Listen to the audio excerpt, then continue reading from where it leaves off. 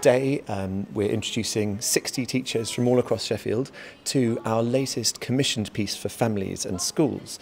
It's by our children's composer in residence, Paul Rissmann, who is an absolutely wonderful composer. Then later in the term we have workshops in school, and then it all culminates with a fantastic concert here at the Crucible with nearly 2,000 children and their teachers here in one day for performances of the piece. It's going to be absolutely amazing.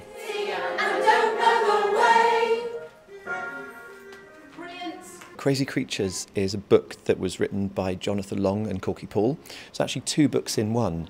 The Duck with No Luck and A Cat Called Scratch. In A Cat Called Scratch, which we've just been learning with the teachers, there are two songs, but each of them appears in different guises, in different musical styles. So there's a tango, there's a waltz, there's a big band version, and that's really wonderful because it introduces the children, the families, the schools to all sorts of different musical styles all in one environment. There are so many ways that this music and all music feeds in to every aspect of children's development.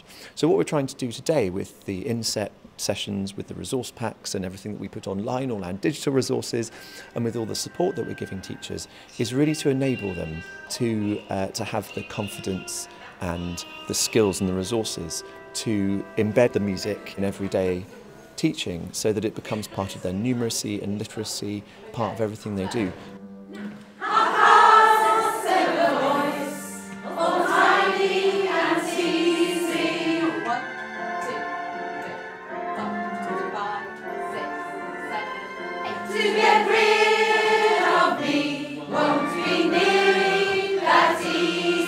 It's extremely valuable. I think we're very lucky in Sheffield to be able to work with such talented individuals and professionals within the sphere of music. In terms of our own school setting, it's a very large infant school. It's a very diverse setting as well, and we cater for very large numbers of very young children who are just beginning to develop their own linguistic capacity and cognitive ability also. Music underpins an enormous amount of the work that we do in that respect with the youngest children at the school. It's an important mechanism for us in breaking down both linguistic and cultural barriers. I brought 126 children, foundation up to year one, to see, no, year two as well, to see The Giddy Goat with Polly, and it was just amazing. The teachers loved it as well, and they went back and carried on with the story. It particularly helps with literacy because we have a lot of EAL students at Byron Wood, and you know, the only way they can really access language is through singing with the rhythm and all that stuff, and it's definitely had a positive effect on their English and learning. We'll take away our learning from today and start to plan and apply it in the classroom basically with the kids.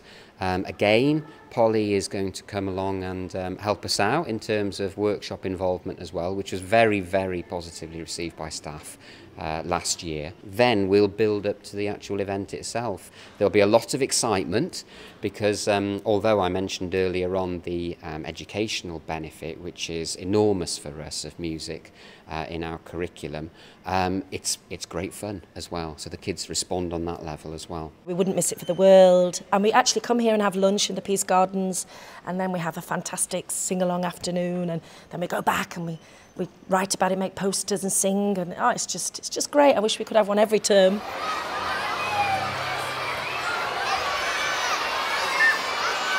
Hello, I'm Polly, and welcome to our concert of Crazy Creatures.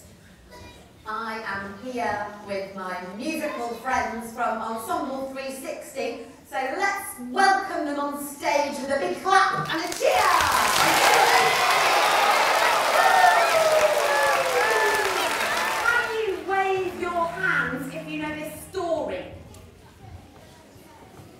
Oh, brilliant, lots of waving hands. Oh, can you wiggle your fingers if you've seen the video of me doing the songs on your whiteboards or at home? When I first arrived at the Crucible this morning, I went outside to make a phone call and I heard this, "There's Polly from the whiteboard," which is so funny. It's so lovely. It's really important that they feel a close connection with us as performers. When you hear her go out to the audience for the first time and they see her and you hear a little recognition of Polly. And they get very excited by that. It's wonderful that they know us and that they know the instruments. It's great. We're all doing this together, but they're singing all the songs. They're part of all the action of the story. So it's so important that they feel like we're friends.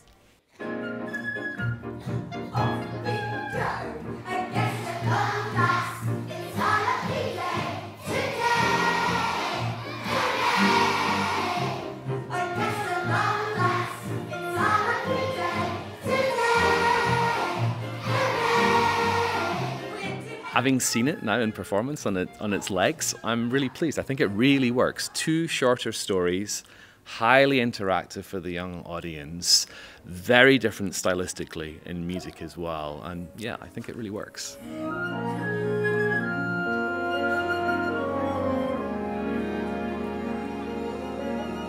The Duck with No Luck, it's possibly the most cinematic score that I've written. When the duck flies over the city, you really kind of feel that sort of cityscape in the scoring. Yet with The Cat Called Scratch, it's really contemporary music in places, you know? It's really quite full on and quite challenging, but of course, that's all about scratching. It's all about having this little itch that you can't get rid of. And so how would that feel and how would that sound? And I think the kids really connect to that. Scratched himself here, scratched himself there, scratched upside down, scratched in midair. It's full of great tunes and it's full of beautifully characterised music that really kind of reflects mood, reflects where we go in the story, but also has some real sort of hit numbers that the kids love. It's great watching them get overexcited when Car Wash starts. Amazing, brilliant, brilliant fun song. And we do lots of windscreen wipers as if we're in that car wash. And we go scrub-a-dub-dub, rub-a-dub-dub. Great fun. Joining up we go.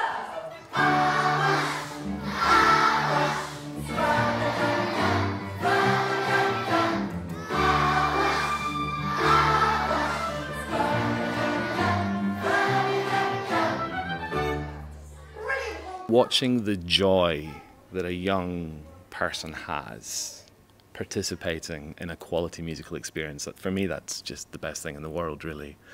It's about feeling good about what you're doing, feeling good about yourself, and feeling safe amongst friends and with musicians, orchestral, classical musicians, who you feel comfortable listening to and engaging with. I think it's great.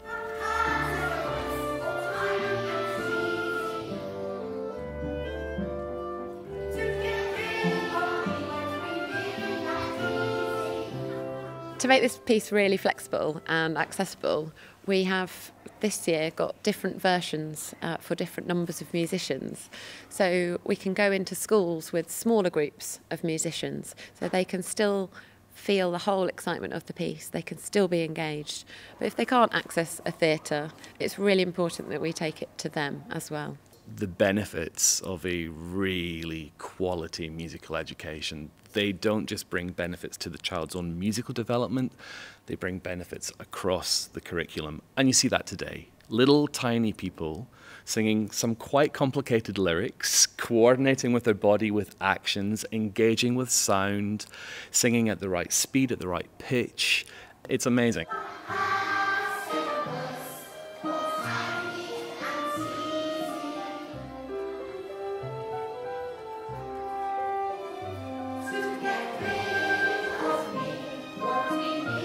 When you start with a blank page, you know, I sit in the summer and it's my whole summer project writing these pieces, and you sit with a blank page and you think, oh gosh, pressure, it went really well last year, how will it go this year, oh no.